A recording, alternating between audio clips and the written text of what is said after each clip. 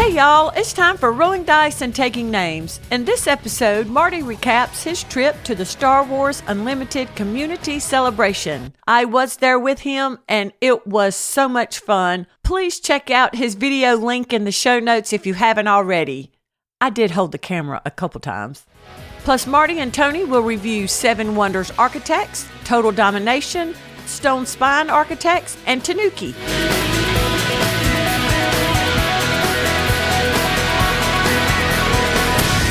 Hello and welcome to Rolling Dice and Taking Names. This is episode 315. As good as I was, my name is Marty. Wrong. As good as I once was, my name is Marty. This is Tony, and if this title doesn't fit us, I don't know what does.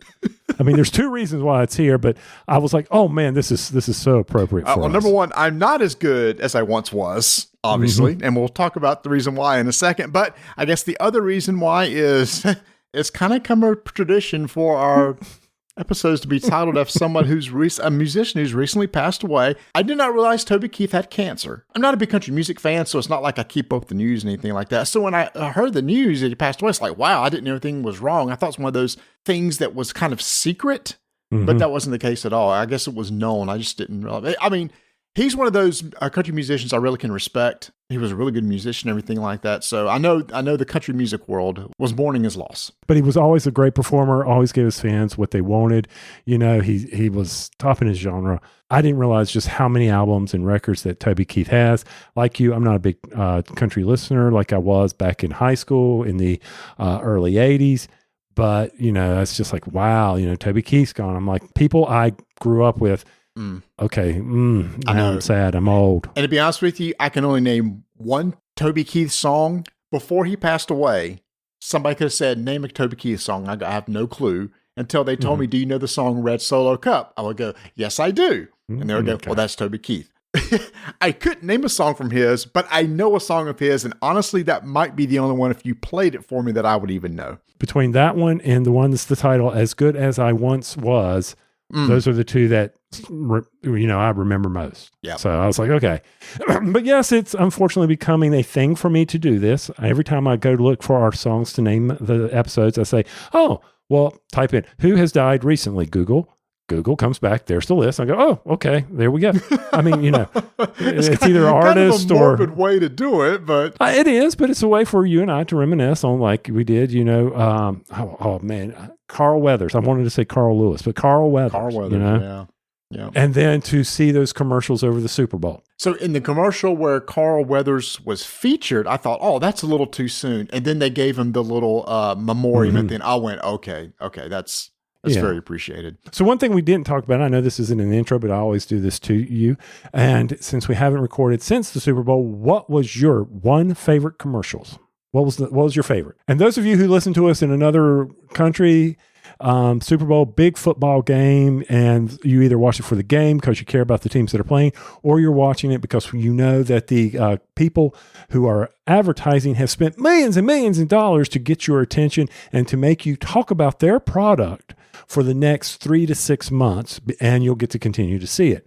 So which one was yours? Dung Kings. Ding, ding, ding, ding. With Matt Damon and Ben Affleck and J-Lo. Tom Brady and Tom Brady. I can't remember. Joe Fad or something like that. I'm not sure who the else. It was Matt Damon that got me. Sometimes it's hard being your friend. He just killed it for me. It was so good. And I'm sorry. When he goes, I'm sorry, he's looking at J-Lo. I'm sorry. Oh, I'm sorry. But and some of the outtakes are just as good. Like when Tom Brady's tossing with Matt Damon, the football. Yeah. And Affleck's, bring it in here like a touchdown. Bring it in here. Whoa, that was too hard. I was like, God. And that makes you think, you know, when we watch football, it's like, those balls aren't that hard. But to see him do that and watch someone who's never caught a professional quarterback's throw react to it, you're just like, oh, those things are coming. Yeah. You know? It's funny you say that. So Cam Newton was a big quarterback here at Charlotte, Carolina Panthers. And I know that early on, one of his issues was the guy threw so hard that even his receivers like, dude, take a tad off of it. And so to me, for a professional receiver to say, wow, it comes in quick, as a normie, I couldn't imagine how fast that thing would be coming in. Right. And then the one where they were throwing the footballs through the donut out in the parking lot, and, Affleck barely hit the building. I was like... He didn't exactly have good form, did he? It's like, have you ever thrown a football before? Oh, yeah, that was one of my favorite. And then and the rest of them, I really, the State Farm with Arnold Schwarzenegger was my runner-up. Yeah. Neighbor. Yeah, that was good. And bringing in Danny DeVito at the end. And I'm sitting there, I looked at Travis, I'm like, you don't get the reference, do you? He's like, nope. So there's this movie called Twins, and they were in it together. So I had to explain that one to him. But yeah. It's one of those things. The second half was good. First half was kind of boring. The team I was pulling for didn't win, but yeah, it's always a fun time. Same here. Didn't really care, but I did want the one guy on the Christian McCaffrey. He was an old Panther. I would have loved for him to get a Super Bowl ring and then come back to the Carolinas, even though he doesn't live here anymore, and just shove it in all their faces. I agree. I was actually glad when he left the Panthers, because it's like, you're too good for here. So I've been pulling for him ever since. I used to be a Cowboys fan, which means it made me an automatic 49ers hater, but that's kind of gone away over the years. So I was really pulling for him also, because I really like him. Good player, and it's unusual for a running back of his stature and size and everything like that to be as good as he is. All right, so the title says, as good as I once was, meaning we aren't as saying it that we are as good as we used to be, which is not the case, because I have two major corrections. So I want to get those out there, okay? One's not a correction. One's just an understanding. Okay. So I want to be clear on that. Okay. The first one is a total correction, and I always want to come back, and if I make a mistake, somebody finds a mistake, we pay out. Usually it's silly things like pronunciations or something, but I badly explained how cards are played in the game El Grande that were recorded last episode. I said cards are placed down blindly and flipped over. I don't know what I was thinking. That's not the case. That's not the way we play the game. The way El Grande is played is the first player is going to reveal a card from the hand of some value. The next player will reveal a card, but it can't be the same number that's already been played.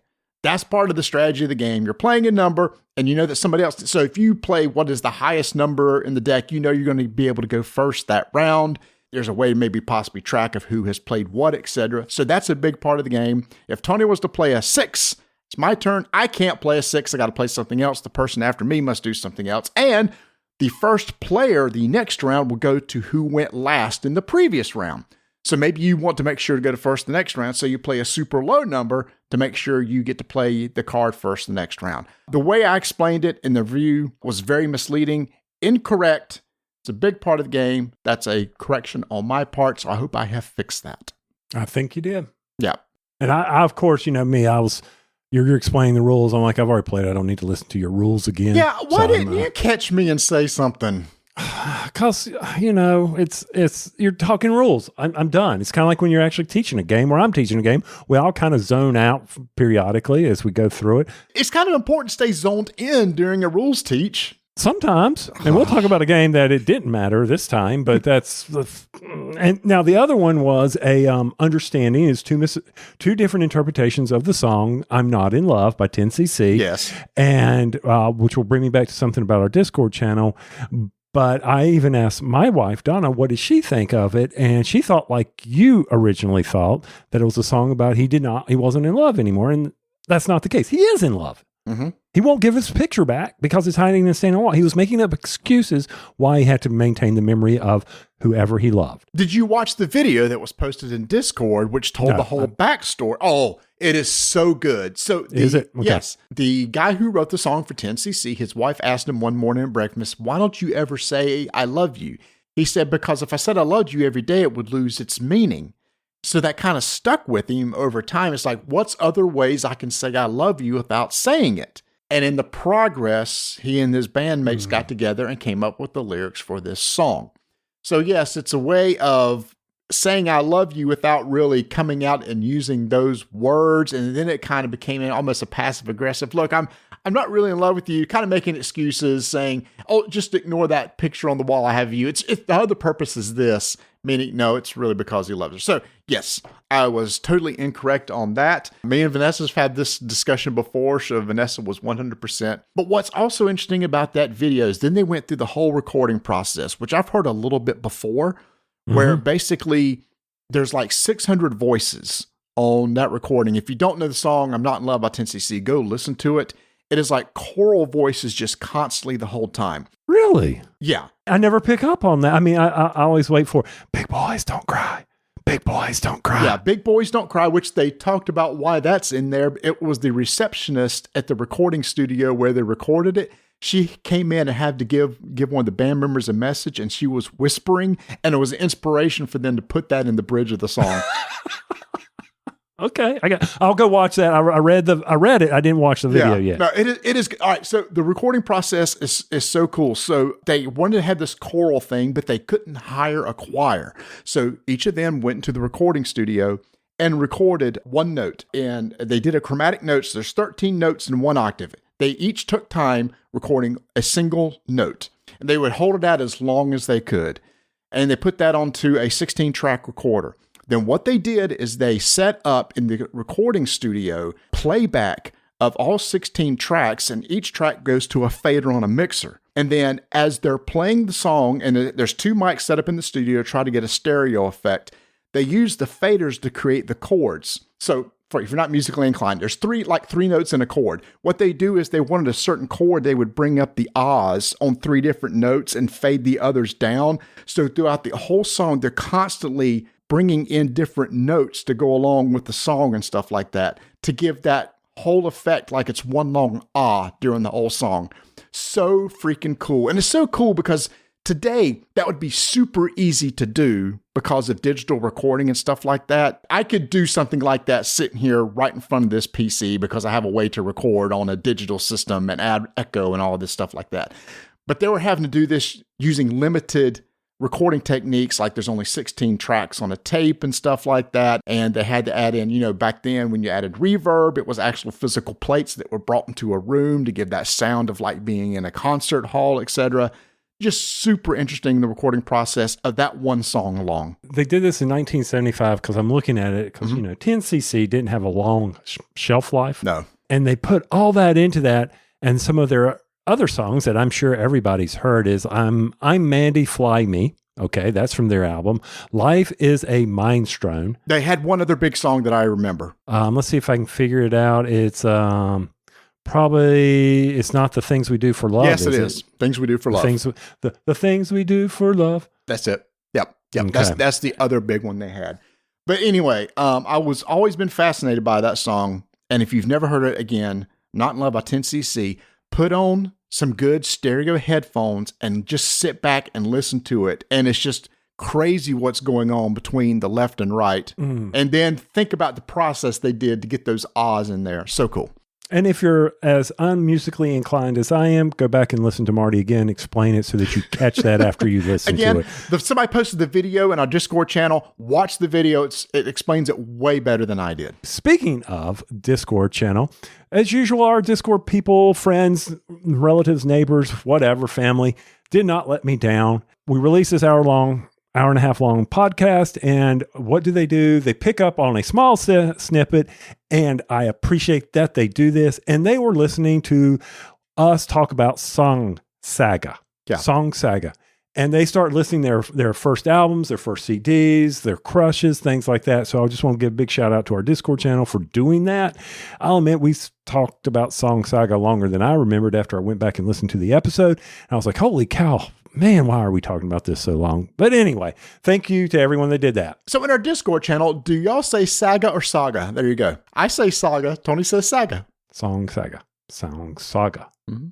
I'll probably say it both ways. You know me. I can't pronounce anything right. I do too. There's some words, sometimes like Catan, it's like, I'm 50% right. Because I always forget which is the correct way to do it. No, yeah, that was cool. I love it when people pick up on little things like that from our show and then just come and start chit-chatting about it. And it's funny, as we were doing that, I thought this is kind of fun to do. And that's one of those things that listeners can jump in and kind of play along with us. Now, I do want to jump over to a public service announcement on Rule Teaches. So before we got on recording tonight, we had friends over in about in approximately a month, I will be heading over to Barcelona, Madrid, and Granada for a vacation. And when we do go over there, the people we are going with wanted to make sure she had all these little games to teach us things about culture because they live there. That's where they went to the university and they studied abroad, things like that. And she said, well, I won't teach you all a little bit about the geography, teach you a little bit about the towns. So she thought she would do it by doing Ticket to Ride. So she got a map of Spain. Appreciate her doing this. She put a lot of effort into this, highlighted some cities, created some tickets so that you would have tickets, and then, brought over the Ticket to Ride train card, things like that. As we were playing, I'm looking at people. I'm like, why are y'all not building routes? She didn't have little individual spaces for the trains to go on because it was a map.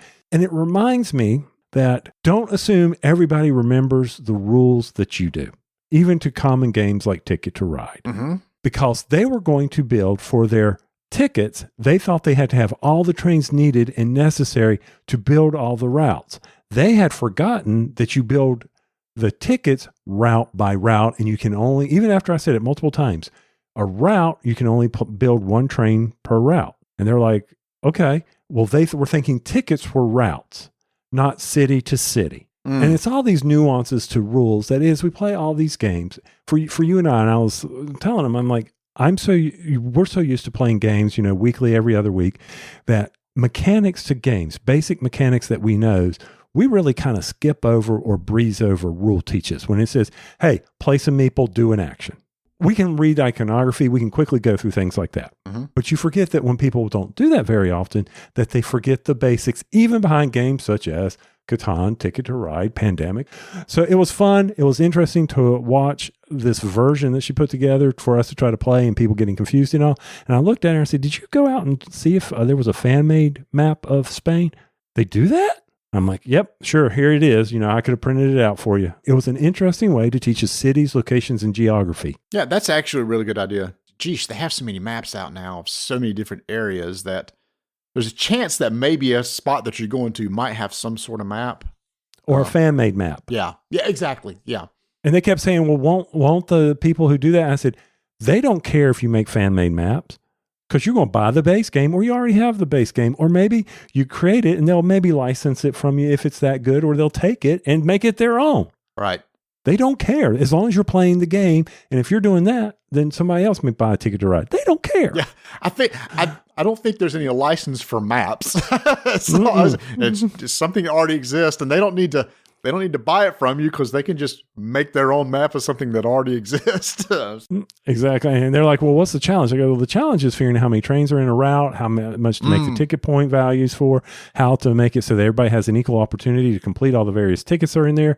And they were like, oh. I'm like, yeah, there's a lot that goes in or behind these, even expansions to these maps or any game from that matter, that you don't realize that. And they go, well, why don't you design a game? I don't have the patience, time, or want to figure all that out and have to spend time. Designers are special people, and I appreciate what they bring and the joy they bring. So we rarely talk about Kickstarters, but I want to mention that the Alter TCG Kickstarter is going on right now. And I want to mention it because Tony and I got a special preview of it last year at Gen Con. We talked about it during our Gen Con episode. It's going to be a TCG coming out with this from the studio Equinox, and it's being published by Asmodee. This is a TCG that honestly felt like a lot of Star Wars Unlimited with the way the resources done and everything. But what's different is instead of trying to deal damage to somebody else, there's a map out in front of you, a horizontal map, and each of you have pawns or pieces on each side of the map, and you're trying to get your two pieces to meet in the middle. And you do that by fighting over different terrain spots that's within that map. And if you win a certain terrain spot, you get to move your little meeple one spot closer to the other meeple. I enjoyed the game. I was very interested in following it. They have a unique business model with this idea of like a print-on-demand stuff. I'm still curious how that's going to go. But I do want to possibly get a booster box here because the Kickstarter right now with 10 days to go is $3.2 million. But the stretch goals is insane. There's like an extra pack per box. There's more rare drops in each box. There's an extra card in each pack. There's a higher chance to get uniques. These specially made Kickstarter booster boxes, to me, I think could be worth a lot in the secondary market which is why I'm willing to at least buy a booster box under speculation purposes that it's going to go up in value just because there's so much extra stuff in there compared to what the regular retail is. But I am interested in picking up on all the starter decks too, because at minimum, I think just having the starter decks would be fun to play. Mm-hmm. So the expert pack is running 149 euros. Includes all the boosters, stretch goals, choose 2 decks from 6 available, 1 display. And then you told me that you could add in things. So if you wanted additional, boosters and starters, boosters and starters. Mm-hmm. And if you really want to go all in, there is the $550 or $549 euro legendary pack, which includes all the Gamegenic stuff, the tokens, all this stuff that's in their mats, and we can just keep going on. It includes Gamegenic. I'm looking at it now. I don't see it say that. It says all stretch goals. It has 2 starter decks and 4 booster boxes. 500. I see plus all the items, plus 1 premium deck wallet, 50 premium zip up album, some Gamegenic stuff. I'm sorry. I'm looking at the one below it. I was looking at Master Pack. You're looking at Legendary. Got it. Legendary. Got it. Mm-hmm. So Gamegenic is supporting this. Gamegenic makes incredible. Oh, geez, that has the premium markers in it. Well, you can probably, I'm looking through it. I have not seen the markers. Oh, there they are. You can add premium acrylic add-ons for 10 euros pack, depending on the factions you want to pick up. Each faction pack contains 4 hero standees and 4 companion standees. Or you can get it all exclusive for all 6 for 50 euros. I mean, they're going all out here. And premium markers, I mean, my goodness. They've got this thing figured out, don't they? So that comes with 3 booster boxes, but all the cool stuff. Dang it. All right, we'll talk offline. Shoo. We'll talk offline. Because I don't know if it's going to be a game I'm going to play long goal, so I don't know if I need all the Gamegenic stuff. I do think those booster boxes may be worth some later on, but I for sure want at least the starter packs just to play the game. Did you see the, and I'm just going through this, Cards Layer Pro 1000 Plus for Altered Edition? I had not seen this for the game. This is a basic for Gamegenic, but it's for 95 euros. It's down near the bottom. This box that contains a place to put your play mats, your place to put your cards, a place to put all your tokens. This thing is insane. Did you say Cards Layer Pro? Yes, I do see it now. Dude, okay, so we're getting ready to talk about my experience I had at Star Wars Unlimited, where I got some Gamegenic stuff. But when I got home and was sorting cards, I have one of their 600 count, is it 600 count or 1,000 count card boxes that's somewhat like this, to where it has all these trays that come out of it and these 2 long rows for the cards. It doesn't have a place for a mat, which is really cool. That is really cool for the mat to be included right there. Gamegenic's putting out good stuff. It's just good product. But that's a well-designed thing. But gee, it's what, $100? Wow. So yeah, but like you said, it's $3.5 million or whatever it is at the Kickstarter. Now the question is, will Altered catch on? Will they have a good run at it? And I mean, for the booster boxes, if you want to speculate, you're assuming that the game is actually worth something a month from now. Sure. Or is it going? And we don't know. No. We don't. We played it. I mean, it didn't grab me like Star Wars did. I mean, it was still interesting. It was different, which I like about these altered, a different TCG game where it's not, I'm going to go beat you down, you're going to go beat me down. That was probably the big positive for that. But like you said, you and I will probably sit on the wings and say, okay, how is this model going to work and how will the fans appreciate it? It'll make it easier to get cards in the future with their model that they're proposing. And if you're not sure what it is, go check it out. Other than that, yeah, it's definitely speculation. It is. And with Lorcana just coming out, and then Star Wars coming out, and then this will be out, I think in June or July. I can't remember when it's supposed to hit. I know it's supposed to come out like just before Gen Con, so I think it'll be there at Gen Con also. So yeah, July of this year too. So it's not like you have to wait too long on this stuff. So I'm sure they're already going to start printing it up pretty soon too to backers. So that is Altered. I'm probably going to throw some money at it because I just like card games. But I'm really curious to see about if people are going to accept this business model or not, and only time will tell. Game Toppers LLC, upgrading your gaming experience. What do I mean by that? It means that you're able to place a nice game topper on that table that you have there and convert it to the ultimate gaming rig. Now, when your friends come over to play games, this happens to me all the time. People come over, they are knocking tokens on the floor. I'm finding them in the carpet. Then all of a sudden, it's one of the things I wish we could take in over to Qdoba's, because we're constantly having to crawl on that nasty floor and pick these things up. A game topper is going to prevent you from doing that because it seals the edge. It makes it so easy. I mean, and you've got modular cup holders so people aren't spilling drinks. Good news is I do take my game topper mat to Qdoba's, and when we do have leakage from the cups, some sweating going on, maybe we got a little salsa happening right there, I have sealed those bad boys up and it cleans up. I do not have a problem keeping that mat clean because it is so sturdy. And it took care of my Scotch guarding. The Scotch guarding just soaked up. It did not blemish from it. It did not lose its color. But I will say, test it before you do it, because you never do know. But I have done it on all of my mats. And I have 4 varying sizes. I have a size for my coffee table. I have a size for Qdoba's. I have a size for Donna's freaking puzzles. And then I have this one that I don't know how he got it for me, but it's this huge one. I think it's for when I have 8 people around the table. So that's right. I have bought, collected, or he has sent me 4 game topper maps. I cannot tell you enough how much I love those maps. Well, maybe I just did by telling you I have 4 of them. They're stitched. They're not going to fall apart like some of other ones. Back to the game topper. They're military grade aluminum. There are no slip performance. Marty has told you all about that, where his dad was trying to flip it, slide it, turn it over. I could just imagine his face when he saw that. It's going to throw out his back. It's not going to move. We've talked about that during Thanksgiving, where it's not going to slide off from all that turkey grease on the table. Go check it out over at GameToppersLLC.com.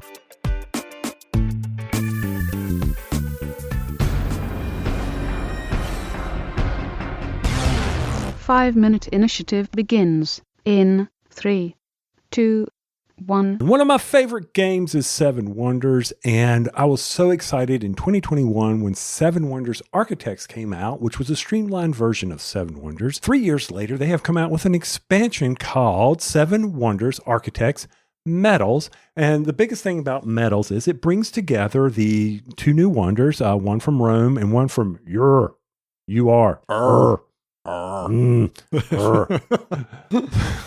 So that's the biggest things. And then they've added these medals, which are basically, if you complete certain objectives, you're going to get additional victory points. Mm-hmm. Now, for those who have never played Seven Wonders Architects, real quick, you are drafting cards either from to the left of you to the right of you. One is your deck, one is your opponent's deck, and then from the center, you can draft a card from there.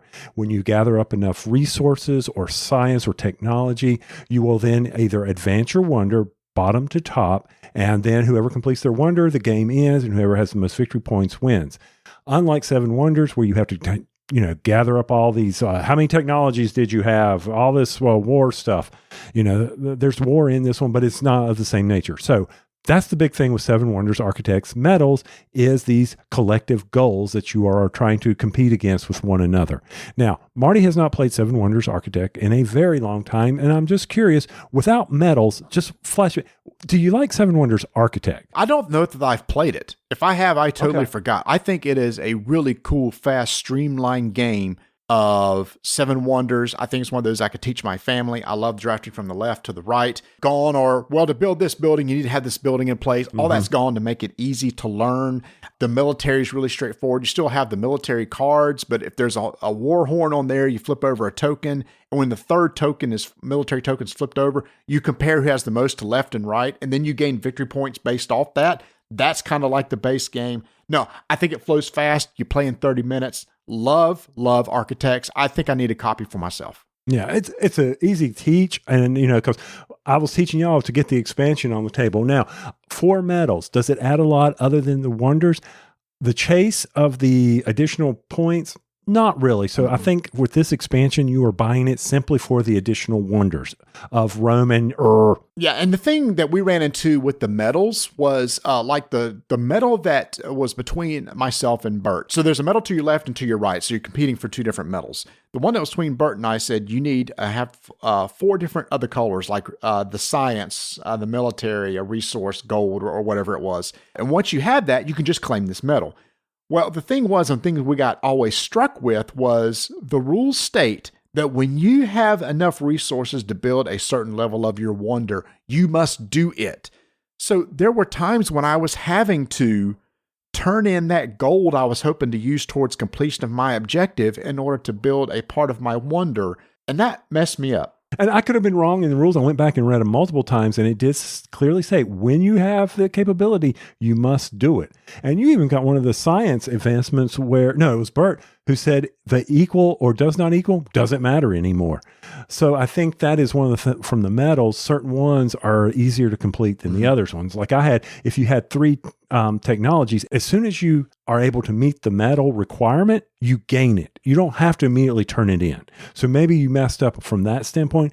Like if I had 3 green technology cards, I could claim that medal, and then I turn in the 3 technologies to gain the green token in the middle. So it's as soon as you meet the medal requirement, you gain the medal requirement done.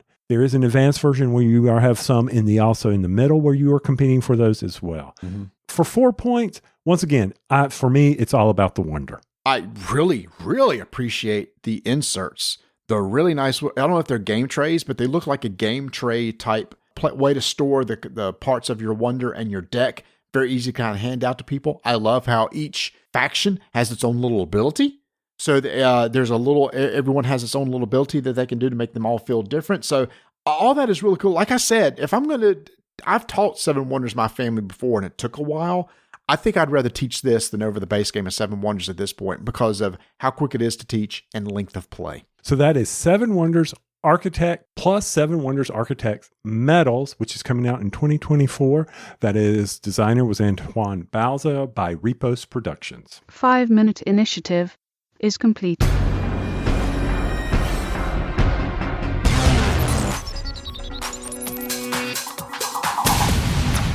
So at the end of February, I got invited to do something, and it was really special. I've never been invited to a special. Can I get $5, please? At the end of January, not February, January. It was in February. It was last weekend. But you said you got invited. I thought you got invited. I got invited to an event that happened in February. Is that better?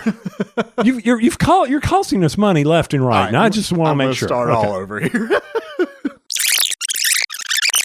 Late January, I got an invite to an event that occurred in the middle of February for a Star Wars Unlimited community celebration. Now, I've never been invited to anything like this. I know that these sort of things happen so often whenever a product comes out, but I think we've been working with Fantasy Flight Games for a while. They know that we like their card games. We've been big fans of them for years. So they reached out and said, hey, we want to fly you guys up to Minneapolis, along with some other content creators who are interested in this game. Tony said, I can't do it, which sucks because he should have gone. Mm-hmm. I know. Hey, it was my birthday weekend. I got plans. You get a birthday. We're guys. We get a birthday. You don't get like a birthday weekend or birthday month or anything like that. You speak for yourself. You haven't lobbied hard enough. I don't want to. I know how it is. I understand that. I'm glad you were able to go. Yeah. In hindsight, yes, I definitely should have gone. However, I mean, we had just gotten back from Dyson Diversions. We just did Tantrum Con. My gaming goodwill is she's running on empty. So I got to build it back up because I got to build up for some, Gen Con. Anyway, so it was up in Minneapolis at the Mall of America. So instead, Vanessa went with me. I said, Vanessa, do you want to go to this event? I'm going to be playing a game and you could just shop around Mall of America. She went, yes. I mean, it's like, she said, the largest mall in the United States? Yes. So she went with me and she had the best time in Mall of America. Every once in a while, when I was at the event, I was texting, how are things going? She said, this is amazing. I'm loving this. She said, you're not upset that I can't come out with you? She went, no, you just keep doing what you're doing. I'm just enjoying myself. I've been to the Mall of America. I was curious. I would have loved to have heard her impressions of it because of how many stores, malls are dying. Yeah. And I would have loved to have heard how well Mall of America, because I went in one of its heydays, and it was. The Snoopy amusement park, all that was unreal. And I don't think they do Snoopy. They lost the license anymore. Nickelodeon. It's Nickelodeon shows. Yep, that's all it is now. So it's funny. Friday we got there and we were walking around the mall, and it was very easy to get into the Lego store and stuff like that, and we were no problem. So Saturday, my event starts at noon, and then Vanessa texted me and said, it's insane out here. She said, I'm in a line at Lego. I said, what do you mean in line at Lego? She said, there is a line wrapped around the Lego store to get in. I came out a little bit later, about after 5, and it was insane. The mall was packed. It's the only mall in America that probably still does well. But with that amusement park in the middle, it's also a place for families to bring their kids. Mm-hmm. You know, they hang out. It's cold outside. It's Minneapolis. What else are you going to do? They come and ride the rides and stuff like that. And, there's no, like in a lot of malls, you know, there's like boarded up stores and, you know, empty nothing like that. You know, every store is open. They're all packed. So it's still alive and well. Now, did she bring home the 2,700 piece Great British Bake Off Lego set? She didn't see that. I have to ask her if she saw that. We didn't see that. And instead, she brought home the flowers. She's into the Lego flowers now. Oh, okay. I think it's just now coming out that I'm like 2,700 pieces. I would love that, but I'm not going to put down the money for the Great British Bake Off Lego set. But nobody cares about, well, we got some people care about Legos. Tell us about your card event where you got to play Star Wars Unlimited, opening the first booster packs. Again, this was the entire design team, community managers, designers, project leads, etc. It was held at a place that holds esports events, Wisdom Games. They actually have the Minnesota Timberwolves esports NBA 2K team trains there. They have their own little facility and stuff. So they have this big studio that they had us in, and Fantasy Flight from 12 to 5 that day streamed all day long, having guests on, playing games and stuff. Behind the scenes, they gave all attendees a 2-starter box, a booster box, tons of Gamegenic stuff, a deck box. Y'all, the Gamegenic deck boxes are just so flippin' nice. For like 4 packs of sleeves, and they're Gamegenic sleeves. I really like those. I love the textures on the back because they make Smash shuffling very easy as opposed to riffle shuffling. I've gotten a lot better at Smash shuffling, which is, you know, you sit there, just do that. As you're talking to somebody over and over again, you get a really good shuffle. And these, the deck sleeves slide really well doing that sort of thing. So anyway, yeah, the very first thing we did, we cracked open the booster boxes. We opened 6 packs of cards. We did a sealed event, which was fun. Open up 6 packs of cards where you build a 30-card deck, and you had a pod of 8 people, and we just played, you know, kind of a round robin thing. A lot of fun. You could do drafts, take 3 unopened packs. You open a pack, you look through the packs, you take a card, you pass it to the player in your left. So you keep passing, you build a deck that way. So draft works really well. Every pack of cards comes with 1 leader, 1 base. You need both when you're building a deck. During these sorts of events, all the bases are available to you. They have a whole stack of bases. So if there's a certain base that you want, you can come get it. They kind of do that same thing in Magic also. If you don't have the mana that you need, they just got a whole bunch of mana you can throw into your deck as needed. I reread the quick start rules that morning. I immediately had it. I never had to look at the quick start rules again. Start of your turn, draw 2 cards, put down a mana. You could take an action. An action's playing resources to play a card. An action is to tap a card that has an action ability in play, or play an event card, or attack. You could pick the ground arena to attack somebody in the ground arena, or attack the base. Pick a card in the space, attack somebody's space or the base. The goal is to deal the max damage to the base of your opponent. If you do, you win. Games last 20 minutes. It's fast. It's snappy. I brought and taught you, not taught you, already kind of knew how to play, but we played with the starter decks at game night. You immediately picked back on it super fast. Our game was 20 minutes or less. I taught a guy at work. We played 2 games, 20 minutes or less. It's fun. It's fast. And I just can't wait to start building decks. And that to me is probably, so when we were playing, I do not like, and I will say this, I do not like playing decks built for me. The fun of these type of games are for me to build a deck. To be honest with you, I could care if I win or lose in this, as long as I see how well a deck. I get more enjoyment out of seeing how well my deck performs than did I win or lose. Did the strategy I have work for me? Like you had that combo of going of, oh, look, I'm going to say a number. I'll look at the top card, say a number, and then I get to do this stuff. Yeah, that worked well for you.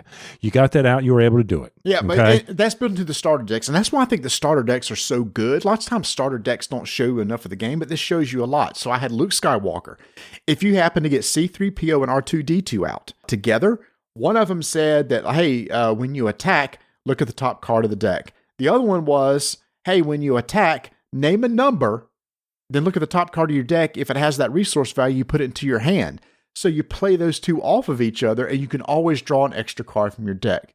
Little combos like that I get excited about. I mean, like you, I remember some of Lord of the Ring decks that we played where, man, if I could just get that little sweet combo going and you pat yourself on the back like, look what I did. I know it's easy to net deck now, right? And just go out and find something. I think with this game, because it's not that complicated, me just coming through and coming up with an idea, I think it's going to be fun. Yeah, that takes me back to our Android Netrunner days. When we would look at the various factions, the various ways of running against things. Is this ICE going to work? Is this server system going to work? How am I going to bluff? To me, there was no bluffing in this game, which was one of the fun things of Android Netrunner that you and I both really enjoyed, was the bluffing aspect of it. Yeah. So there may be some of this in the Star Wars. Haven't seen it yet. Not right now. There's really no bluffing. No. But to me, deck building is the fun as long as the distribution is solid. And that now that you did say something that concerns me a little bit is there's always a leader in a base. Yes. If there's one in every pack, eventually I will have them all. Yep. And then it becomes superfluous and it's taking up cards in my booster pack. Yes. Yes. Yeah. Unfortunately, I can't get around. It's like mana inside Magic packs. Once you have enough mana, it's just kind of throwaway, right? It's just don't really need it anymore, or lands or whatever. So yes, there's like 18 leaders. You eventually will get them all. The bases now, I do like what they do with the bases. The backside of the bases are tokens meaning like shields and stuff like that you can use in the game. Now they gave us nice acrylic tokens from GameGenic to use as our real tokens. But if you don't get those, they provide you backs of the bases are cards that can be used as tokens to mark who's got a shield, etc., who's got experience, which is +1/+1 on a card. But your concern is true. Yeah, eventually there's 2 cards in the pack that just doesn't do you a lot of good. Now, what I do like is the hard to get cards are just alt art of existing cards. Every pack has one foil. The very last card is a foil. It could be of anything. So there's a way to get 2 rares. That last card could be a rare to go along with your other regular rare. There's something called a hyperspace card, which is a borderless card with a special effects on the edge of the card. And there's like one of those in like every 8 packs.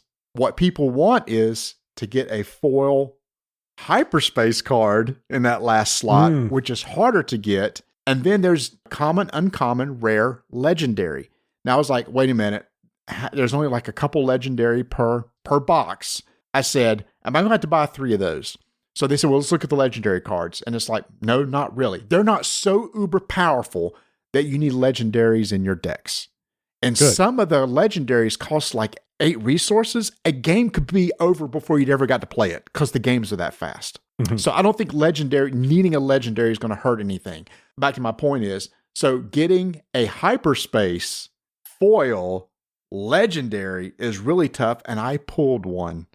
I pulled the Luke Skywalker foil hyperspace legendary card, and I immediately put it in a hardback case and put it in my box because it's like, I don't know what that's going to be worth, but that's fun. It makes open booster packs fun looking for those special cards. Okay. And then it was lost by American Airlines when you flew back to Charlotte because your luggage was lost. No, I carried on, baby. Okay, I figured you would. Yeah, I carried on. And then the uber special card is called a signature card, which is basically the first leader card is foiled with hyperspace, and there's only like one in every 288 packs. And the very first pack somebody opened in their box, they found the first ever signature card, and everybody's going crazy over it and stuff. So I don't care about that. Nope. You know? See, and that's the thing. That's the good part. You're not a collector. I'm not a collector. We don't care. We get a signature card. We sell it for a lot of money, and I invest it and buy more cards. Done. To play the game that I want to play. Yeah, I just wish that they would have thought about this base hero thing a little bit, because in all of them, it's not just FFG, it's all the card manufacturers. Why not just sell me that as something I can buy to start with, not as a booster, but as a supplement, and then get that out of the way? I know it saves you time and money, or it costs me to go and buy more cards because I'm down 2 cards in every pack. That's my biggest negative with all these games nowadays. One reason why they did it, and they have huge emphasis on community. They wanted to make sure that when you go to a store and you play a draft event, that you're going to have leaders and stuffing in a pack that you open, that you're going to have a base that you can build off of. Same thing with the sealed event. They want to make sure you open 6 packs, you have leaders and stuff that you can build off of. Their whole goal is to make sure to support as many multi-variants of gameplay as they can. They have organized play is all set up and ready to go. So that's one reason why they made the boosters like that, was they focused on sealed and draft. Because draft is a very popular version to play.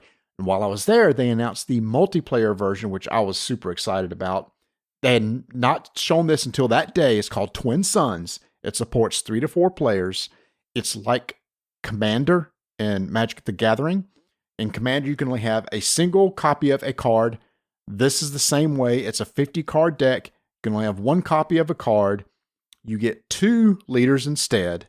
You can play 4-player, and it plays just regularly. There's a couple extra tokens that you can claim, like drawing extra cards, dealing some extra damage. I'm not going to go into the rules and stuff because we'll review the game later on.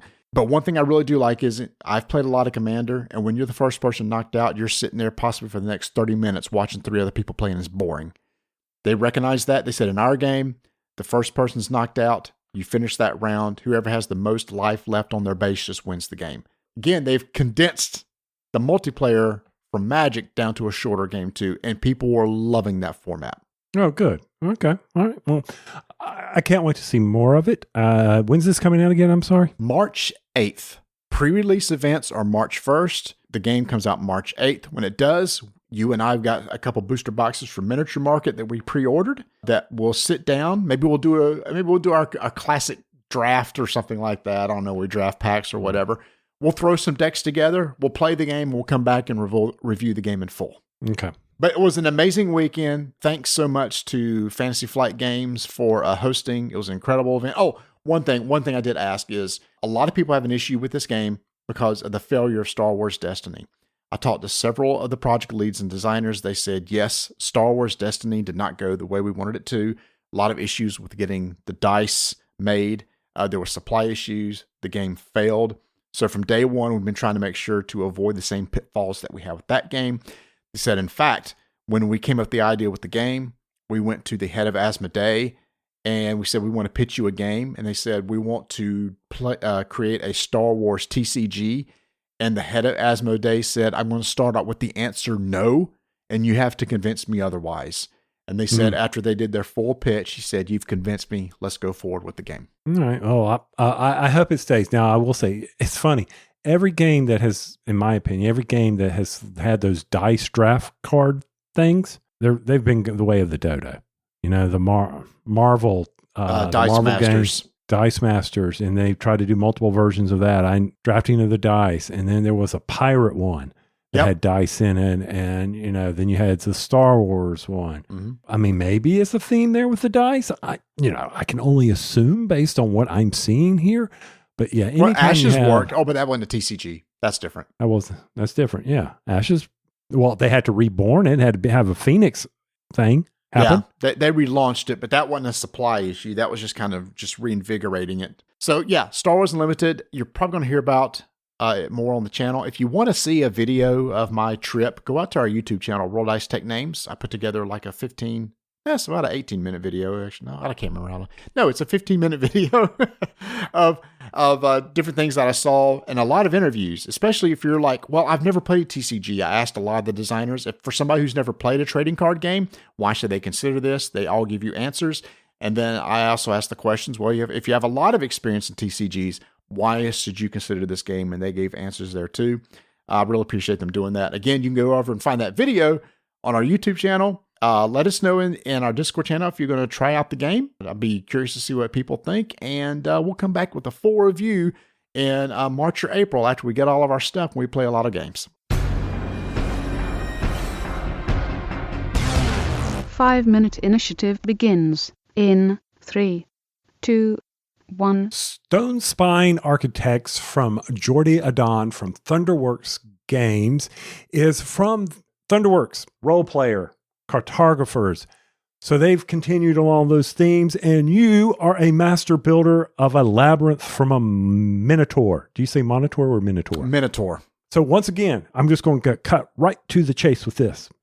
This is a card drafting game. So guess what? Marty and I like it. Yep. This is one of those games that where the gameplay matches the theme so well. At the beginning of the game, you get basically a blueprint of a dungeon that you're supposed to build. It's a 4x4 grid. Each of the squares of that grid is basically cards that you're going to draft. So on your turn, you're going to look through your hand, you're going to draft a card, you're going to pass the cards to your left or your right, depending on what round it is. And then you got to you start at the top row, and you start building in the rows all the way down. You're going to play 4 rounds and the game ends. But what you're trying to do is draft cards that matches the blueprint that you're trying to make. The blueprint may say, hey, the first row, third card needs to have a gelatinous cube in it. So these dungeon cards are basically rooms, and the rooms are split into 4 quadrants, and each of the quadrants can have something. Maybe it's a gelatinous cube, and if it is, it's like, oh, great, I'm going to draft this one to make sure I get it into this row. And we're going to go through that entire phase of being able to place cards in our dungeons to start trying to fill out our blueprint, because if you do, they earn victory points. So from Marty's perspective, that's what he's doing. I'm just trying to get a path from the entrance of my maze to the end, because that's what my Minotaur wanted me to do. He wanted me to achieve a way to go in and a way to go out. I wanted a maze, but in that, I wanted them to encounter villains and globs of goo and stuff like that. And in order to do that, we've got that construction phase Marty just talked about. But I have the opportunity to do an improvement phase where we will go to a market and we will buy special people. We may buy additional hobgoblins or trapdoors or secret passages that we can add to our dungeon. And then there's the cleanup phase, which is exactly what it is. You're going to clean up construction and replenish the markets and the cards, which, by the way, I think is an unsung hero of how this market worked. I liked how we counted gold, how we figured out what the gold was, and then players got to bid based on their priority in the thing. And I also liked how different types of cards were put out in the market, which put out different types of traps or something. So that's going to increase the replayability and the randomness of this game, which will challenge you as you are building out your labyrinth. Yeah, because at the bottom of every card, there's like a gold value. And basically at the end of the round, you're going to add up all the exposed gold values. Plus, some of the rooms may have treasure chests in them. For every room that you've built previously that has a treasure chest, you get an additional gold. Everybody determines the amount of gold they had. And like you said, Tony, whoever has the most gold gets the first crack at buying something. They'll buy it, they'll spend it, and they'll move down on the gold track. Then whoever's highest gets to do their buy phase. And so you may be looking, it's like, oh, wow, another cards I have has that gelatinous cube, but I can buy one during the market phase. I need to make sure to have a lot of gold and make sure to have the maybe first or second choice in buying that cube I need to add to my dungeon. You got a blueprint you got to do. That's one thing you got to do. And then there's these final priority cards that are going to give you victory points. Then you've got these gold cards that you're dealing with. And then you've got these challenge cards that you're also bidding for that are additional things that you have to achieve. So all this comes together for the final scoring. Yeah, because the first person to pass in the merchant phase gets the first choice of the challenge cards. And that's another decision you got to make. You may be looking at the challenge cards going, wow, I've kind of already got that challenge done. Maybe I forego buying a bunch of stuff in the market phase, pass first to get first shot at that challenge card. So for me, summary, love the game, enjoyed the game.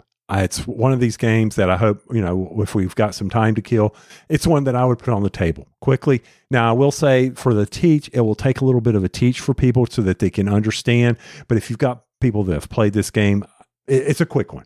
Yeah, I agree. And at the end, counting up the points is really simple. You're just going to look at your blueprint. How many things did you get correct from the blueprint? Gives you a certain amount of points. Like Tony said, you're trying to make a path from the entrance. For every path from the entrance, every card that you go through gives you a point. Same thing from the exit. If you happen to have entrance and path exits cross over each other, you're going to end up doubling points, which Bert did an excellent job. Don't diss me. Mine was sweet. I'm the one who came in, and then I had a challenge that card that says you get to count everything a whole bunch of times. Did you win? I think I did. I can't remember. It doesn't matter who won. It was, did we have fun? I had a lot of fun. And again, I felt as we're playing this game, I'm actually building a dungeon to meet a specification, and I enjoyed the process of doing it. Of course, card drafting, so I'm already in. Yeah, and my favorite part was when Marty goes, oh, I completely forgot about my blueprint. I was so intent on making sure I had gold. One row I totally forgot. Oh yeah, I needed like a treasure chest there and a goblin at that spot. Well, now I got to go to the market and try to buy those now. There's a lot of things going on, a lot of things to keep track of. But yes, that is Stonespine Architects from Thunderwork Games. 5-minute initiative is complete.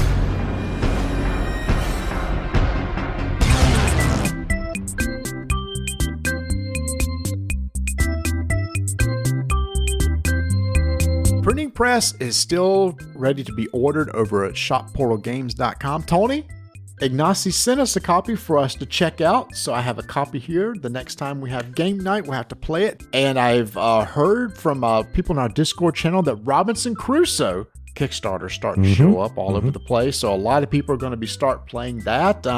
It kind of makes me want to pull out a copy and try it again and see how bad I can lose. I would do it in a heartbeat. Now, was there by chance the new Nirishima Hex expansion in there too? Probably not. He probably forgot all about that love for Nirishima Hex. This sorry dog. That's not out yet. That's no excuse. That's no excuse. He knows better. He knows he needs to get that in there regardless of whether it's out or not. We need to be able to check that out. Hey, I also noticed he's got this hot Valentine's Day thing going on for Imperial Miners, another free scenario. Man, I keep forgetting to order that. I need to order that. But I am going to add it to my cart, and I am going to have fun and download it here. You mentioned it, so I found it. It is Merchants Guild. That is available for order right now for only $10. So yeah, we need to get a copy of that too. We haven't played Nirishima Hex in a while, so I'm anxious to try out this brand new version of Merchants Guild. But to keep up with everything that's going on, head over to shopportalgames.com and to make sure to follow their weekly vlog over on YouTube at Portal Games. I've been a fan of Phalanx games for a while, Phalanx. There's been several historical games that we have played from them over the years that we've covered on the show. One just came out called Total Domination, designer Wei Ching, and this game plays anywhere from 60 minutes to 120 minutes, supports up to 1 to 4 players, but I do think 4 players is the best way to play this game, Tony, because this is a team-based game that takes place during World War II. And it's the Axis versus the Allies. It's the UK and Russians teamed up against the Germans and Japanese. It's total domination. You're going to try to live out the course of World War II and gain victory points to meet a certain level. The Axis have less than the Allies. To be honest with you, the gameplay is straightforward. The devil is in the details. I mean, when Marty first started teaching this, and nothing against Marty, this was a hard teach. This is a hard teach. Anytime you have these games, 45 minutes in, and Mark looks at me and goes, "Can we just play the game?" And I'm like, well, there's these little bitty details that are out there. Overall, the way the game works is you're going to have a strategy phase where we're drafting cards. The next phase, you will be playing cards, and then you're going to do cleanup. Now, the beauty of this game to me was how the cards are designed, with either using operational points, developing technologies, or being able to use a special event if it is your color, being either it's a Axis event or an ally color, your faction event. That's really it with these games, and you're just playing a card on your turn, doing those things to try to leverage yourself so that you can gain stars. That's really all there is to this. Really, it's an area control game. The more areas you control, the more victory points you're going to earn. Each spot on the board is either worth 1 to 3 stars. And if you own that spot, that's literally victory points. And so that's how you earn it. So what you're doing on your turn is you're deploying armies by spending operational points. You're spending operational points to move armies. You're spending operational points to attack areas to try to remove somebody else's pieces and then possibly move in and take control of the area. There's a technology tree for every faction where you can put a card face down, and at the end of the round, you get to reveal it and build that technology. And those technologies will decrease the cost to deploy units, decrease the cost to move, decrease the cost to attack, so you have this nice little tech tree that you can develop over time, or like you said, the faction event. I've always loved games where you do drafting, and that's what happens at the very beginning of this round. Cards dealt out to everybody. You take a card, you draft it, you pass it to your left. Why do I like that? Because Tony, who over here was sitting to my left playing as Japan, and I'm sitting there in my cards going, wow, nothing is really good here for me. Oh, it's like, holy crap. But if I give this card to Tony, it's got a special event for him because that's his faction that would do really well.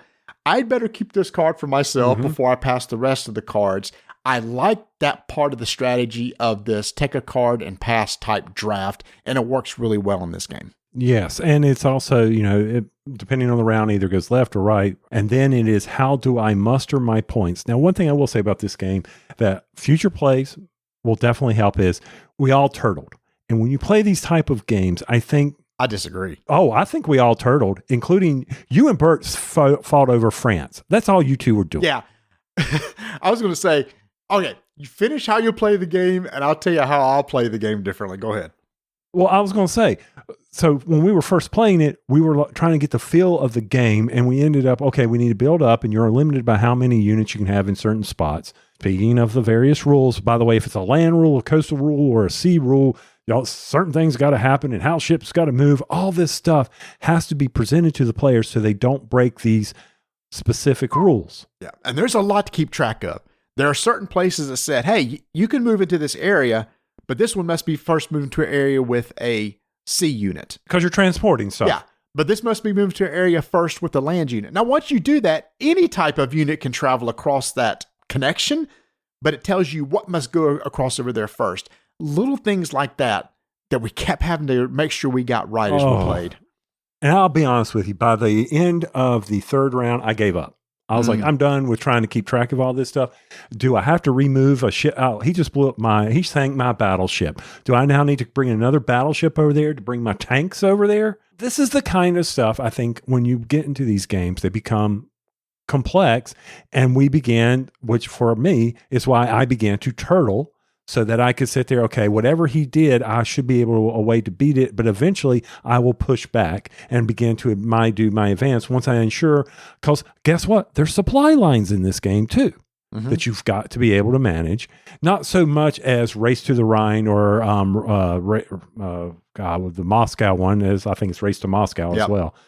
That to me is when you first begin it, you begin to look at it from a turtling standpoint.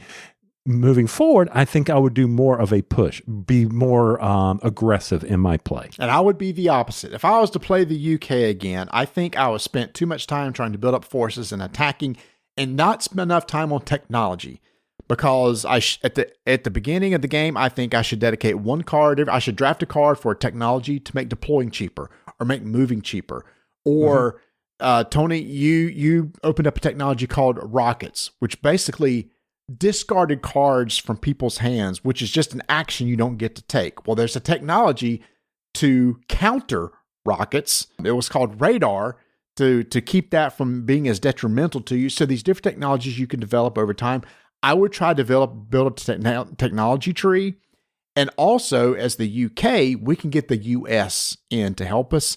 Russia could bring in China to come and help them. And we had to discard a card to move a token to bring US into play. I didn't do that quick enough. In fact, I didn't do it at all, and I really needed their help. So I honestly would turtle at the beginning to try to get my technology and US into play before I started moving out. But maybe that's because me as the UK would play different, but as Japan, maybe you would be more aggressive. I was Japan, I played the same way again, where I would wipe out the Chinese industry, take over their property, all right, take over their little hex, so that if Russia was to advance that track, they couldn't do it. I would definitely sit them out, therefore eliminate their capability of getting their special cards in. And then I would begin that and begin advancing and trying to go and see, I left you alone. I was going to advance towards India so that you would have a 3-front war. All right. Meanwhile, that would have put Mark to have to put pressure on me from Russia's standpoint, and he would need to also counterbalance against Bert. And that is the give and take of this game when you're playing with people, especially that's why you said 4-player is you need to be involved in it to understand what tactics people are playing. You were doing nothing in the India range that made me worry about you coming in and hurting me from that standpoint. You and Bert were too busy fighting over France. Vive la France! Well, and then he eventually weakened and came in and took me over and stuff. Of course, it didn't help when Tony was basically at the end of the game, just say, Marty, discard 2 cards. And it's like, I had nothing to protect myself. That's why learning the technology tree was tough for us. We have to constantly reference the rule book. What does this technology do? What does this technology do? Now, one thing I love multi-use cards. I love that this card, there's 3 purposes of every card. Either spend operational points for all the things I mentioned earlier, developing a technology, or the special events for your faction. And some of those events are really cool. Sometimes they were deploy and move for free or give you extra operational points to spend. There's one that I like where I could drop in these little tokens, resistance forces, into Axis areas, which decreased their control by 1, thus basically hurting their victory points. Mm-hmm. And then Bert had to attack those resistance units to get rid of them. So he had to spend operational points just to get rid of them to earn those victory points back. Lots of little things like that I did enjoy as we played it. Mm-hmm. And that's part of the strategy is of the cards. I would sit there and say, okay, I knew which technology I was going to develop this round, but I needed to see, it's a way to pause my turn by saying, hey, I'm doing a technology this turn, face down, next person go. This gave me the ability to say, okay, what are you and Mark going to do? How are you going to play so that I can respond to it at the end? And I like the fact that during turn-based, it told you who was going to go first, so you could play out your strategy that way and say, okay, I know I'm going to be the last person in the round, so if I hold back with a 6 OP card, I know I can defend or rebuild whatever detrimental thing you did. Right. Yes. The bomb cards, the rocket cards. Yes, that was a way to eliminate the number of turns that someone could do. So as soon as you saw someone do that, you would immediately drop radar so that they could only hurt you by 1 card. If everybody has that technology, then basically you've reduced everybody's turns down by 1. Yeah. Shortening the game. That's really what that does. So if you like drafting and you like multi-use cards and area control and tech trees, you might want to check this out. Now, we did have some issues with the rule book, and here's why. We were constantly referencing that rule book. And like one of the things that, hey, when you use an air fleet, because you got air fleets and land fleets, because you can do airstrikes, flip it over to the hangar side. We're all looking at our tokens going, what are they talking about? And we're going through all the tokens. There is no hangar side. Come to find out, there's an errata version, that document that you need to download off of Phalanx's website. And this is a multi-page document that actually says, oh, in section 4.2, replace this paragraph with this paragraph. One of those paragraphs was getting rid of the thing with a reference to a hangar. And when you use a fleet, you're supposed to put a marker on top of the fleet to indicate that you've used it. The rule book is full of these erratas. That's an issue that we have because we're constantly going back and forth of errata rulebook as this change back and forth. I wish they would put out a full PDF that has the errata built into the rulebook so we didn't have to go back and forth, because the rulebook was hard for us to follow and jump around and find certain things that we were looking for. And then having 2 documents to go back and forth just made learning the game a little bit tougher. Now, once we got the hang of it, we kept having to look at that rulebook less and less. But the learning curve was pretty steep because of that errata document. Yeah, the rule book was tough. All the little rules are an issue for me, especially if they're written in a rule book such that they're part of paragraphs. You and I will always harp on GMT rules and having it listed and bulleted out for you. Not harp on, praise. Well, that's what I mean by, pray. Okay, so if I need to do this in a GMT, then this step, that step. Yeah, here, it would have been nice. If you're doing an aircraft fleet or aircraft movement, do this. Hey, if it's a land base that you're needing to do, this land only constitutes this. I think some of the rules were too much for this game. I think they could have really scaled down some of these rules and made it simpler to play, especially this movement of, like I just gave an example of, this movement of tokens because you got to bring a ship in first or whatever. There's ways to indicate this on the board than having these convoluted arrows that were all over the place. I enjoyed the game. I enjoyed the strategy of the game. I would play it again now that I've done, that now that we've slogged through our first play of it. First blush, enjoyed the game to the point where I will definitely want to play it again with the four of us. I think it's so simple in the actions, the strategy actions and cleanup, that these little nuance rules, I could build us a little quick flow chart and be done with it. Right. One of the things we had were tough with this too was some color of tokens. Like Italy was like black tokens and Germany was dark gray. And under the lights we were playing, it was hard to tell the two differences. And then our victory point tokens, we kept messing up whose was whose because like my victory point token was the British flag, but there's a victory point token that is a combined of the two countries together. And it was like yellow and red. And the yellow was supposed to represent the UK, but my individual victory point token flag was red and white and blue. So we kept moving the wrong. We had some color issues. And that's just something that we got to just get used to because that's just the way it is. But it's little things like that we like, oh, we accidentally moved the wrong token, or Bert, you can't move that. That's an Italy token. That's not your token. That sort of deal. So same way, there's a lot of things in this game that I like. Multi-use cards, the drafting. It's just that you got to play it to get to the point to go, okay, now I see how a round flows. Now I see how deploy works. Now I see how movement works. Now I see how attack works. Now I see how these tech trees work. Once you're comfortable with that, it will flow pretty quick. So again, I'm anxious to try anything Phalanx puts out. I think they put out some wonderful stuff. They got a lot of wonderful games coming out this year that I hope to be able to try. But this is one that pretty much is straight area control, total domination. If this sounds like something that's up your alley and you're willing to put in the time to make sure to get everything correct between errata and the full rulebook and everything like that, you might want to check it out. 5-minute initiative begins in 3, 2, 1. Synapsis Games has a new card game called Tanuki that Tony brought to teach us. This is from Cole Smith. Now, Tanuki is a Japanese raccoon dog. So Tony comes in with these cards, with these cute little animals on them, with these cute little sayings and these cute little phrases. I am rolling my eyes, y'all. I'm like, oh my gosh, what kids game did you bring in here to us? And he's like, look, you got this garden. You're trying to build out this garden. And I was like, oh my gosh, what are we doing? And then we start playing the game. And then all of a sudden I realize, oh, wait a minute.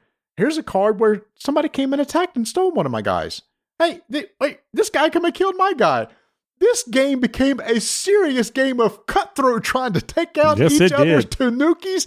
And by the end, I ended up loving this little 20-minute card game. Yeah, and all these cards have special little powers. The Emperor, the Monk, the Gardener family, the Gardeners. Because the goal is whoever has the most bamboo at the end of the game is the winner. And you're doing this as you're drawing these cards, you're playing the cards, and you're trying to make sure, okay, I can't let him get this massive combo rolling over here because this is combo-licious. I love it. It's going it is combo-licious, baby. Because you may be doing this, you may be playing this card, which ends up with this card. Well, I need to take that card out. No, wait a minute. Don't let Bert get ahead of us. Don't let Marty get ahead. And I cannot do anything because I cannot generate any bamboo. This is one of those games that, yes, and when I first was reading the rules, and I love a rule book that I can quickly open the pamphlet and get it on the table, that, okay, after the first round, boom, it's there. You got it. You understand what's going to happen. You haven't seen all the cards, but you know the flow. You understand what it is and how it is going to. It's not cute anymore. It is raccoon dog eat raccoon dog world. Playing with young kids. I mean, you can play 8 and up on this game, but they better have some tough skin because you will be attacking one another. And gameplay is really simple, right? Play a card, draw a card. Yep. They got a Yakuza card in here, which is just awesome. It allows you to steal from 3 different cards: a shogun, a kabuki actor, a bandit, samurai. They're so thematic and so good. So all of a sudden it's like, oh, the little cute art is gone. It's on like Donkey Kong, baby. And you're trying to set up samurai in order to protect your gardeners, and then somebody else is trying to eliminate your samurai so they can come after you. It is so good. I was totally shocked by how much fun I had playing this game. And it's a quick filler. We could, while we're waiting on someone to show up, you can slap this on the game, quick setup, easy, shuffle, go. You got your base starter cards, get the bamboo rolling. So yeah, it's a good filler game while you're waiting to get the next game on the table or waiting for someone to show up. And I also like, too, how the deck has basically a seasons card, so you don't know when the game is going to end. It's just when you draw that second season card, you're going to take that final round and the game ends. So I love games like that where it's like, oh boy, do I go after a big attack here, or do I try to make sure that I have enough bamboo or enough points, in my garden in case that second season card come up. So just little things like that are so sweet. And the cards themselves explain themselves very well, how they work to where you really don't have to reference the rules at all. So if this is something that you would be interested in playing or getting its own pre-order as of the time of this recording over at Miniature Market, $13, $12.99. Okay, so it's a good way to get that $100 free shipping game. It's one of those that you can add, or you can probably pick it up at other retailers. But once again, it's on pre-order right now. It's supposed to come out in February. So hopefully by the time this recording out, it is out. Be sure to check it over at Miniature Market if you're interested. $13. Who doesn't need another filler in their bag? Worth it. Again, if you want to take that game, worth it. And maybe it's not as mean as we were playing it, but it was pretty mean. Surprised. So that is Tanuki by Cole Smith from Synapsis Games. 5-minute initiative is complete.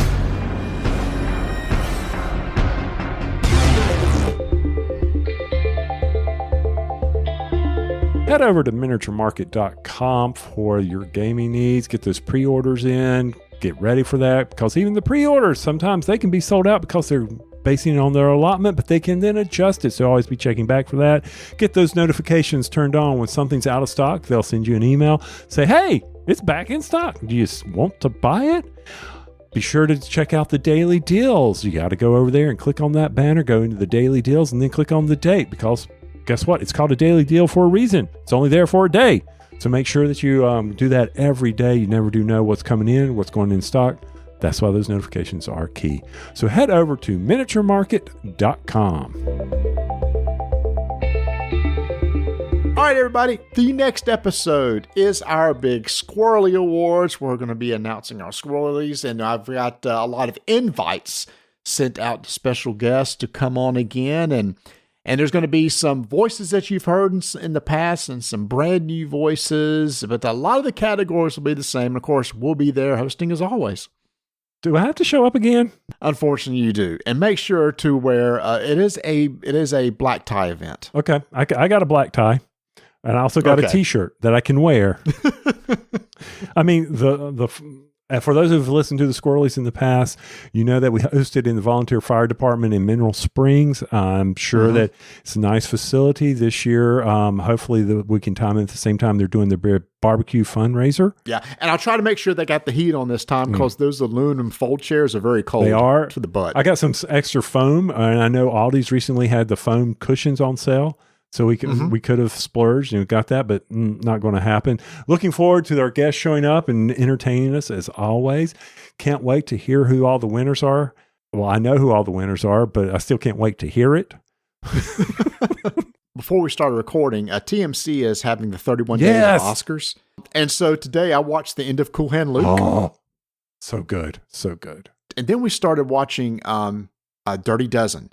I don't think I've ever watched Dirty Dozen all the way through. Really? And I was hooked. So when you texted me and said, are you ready to record? I told Vanessa, can we record this? She went, oh yeah. So I've got it recorded. So we're going to go back and finish watching Dirty Dozen sometime. That is a really good movie. And I don't know if Kelly's Heroes ever won an Oscar. That's an incredible movie as well. Because I was watching the other night, they had Pride of the Yankees on. And I watched I just wanted to see the last 15 minutes of it, because it won an Oscar for, I think it was special effects, and this isn't worth $5. Okay. And the reason why is that they interlaced all actual events from Lou Gehrig's days on there. I mean, they actually got the speech when he's doing his famous speech. They have the footage behind him. Also, Gary Cooper was right-handed. Lou Gehrig is left. So they stitched the number on the back of his jersey so that when they flip the negative, it looks like he was left-handed, and he was actually doing it right-handed. Whoa! However, they've discovered Gary Cooper actually learned to hit and throw left-handed, so they didn't have to do it that often. Oh, okay. So get this. I just looked this up as you were talking. It won 10 awards. Amazing movie. Best film editing, best actor, best actress, best picture, best score, best visual effects, adapted screenplay, sound mixing, story, cinematography, and art direction. Insane. It makes you cry. Oh, it'd make me cry. 1943. Wow. Yeah, the Lou Gehrig story, he died in 1941, on June 2nd, 1941. And his speech is probably, if you've never heard his final speech, you need to go listen to it. Go listen to it, because he recognizes he was still such a humble man. What's the famous line from the speech? Oh, I knew you would ask me. I'm the luckiest man on the face of the earth. Is that I think so. Something like that. Yeah, something like that. Yeah, Today I consider myself the luckiest man on the face of the earth. And I love when Turner Classic Movies has this going on, because I'm picking up all these classics that I enjoy watching. I think they've already done a Citizen Kane. Maybe they're going in order. Okay. Because the two movies, because Cool Hand Luke and Dirty Dozen were released the same year. Maybe. Because one of the actors is in both the movies. The guy who was up for the guy who won in Cool Hand Luke, Best Supporting. No, not Paul. George Kennedy. George Kennedy is in both the movies. And in Dirty Dozen, isn't that Telly Savalas and Jim Brown? Bronson, not Bronson Pierce. Charles Bronson. Charles Bronson Pierce. Pierce Bronson. Wow. All over Pierce Bronson. Yeah. Charles Bronson, Jim Brown, Telly Savalas.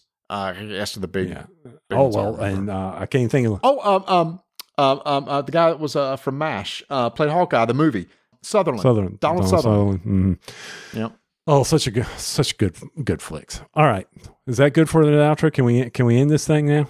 Yeah, we sure can. All right, so hold on. I need to check the show notes. There was something else I thought we had to put in there. Let me go back to our show notes and just make sure. Promote the squirrelies. There's no video games to talk about. Well, that's good to know. And all right, with that, keep rolling dice. And taking names.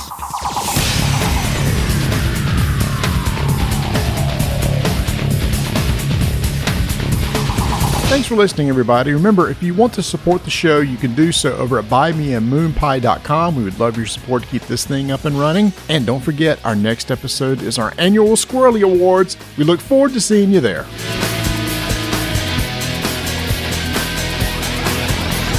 All right, Marty, we've made too many mistakes. I see you had to get some more coupons from Miniature Market. Yep. You think we'll ever not make a mistake? As long as this show's going on, no.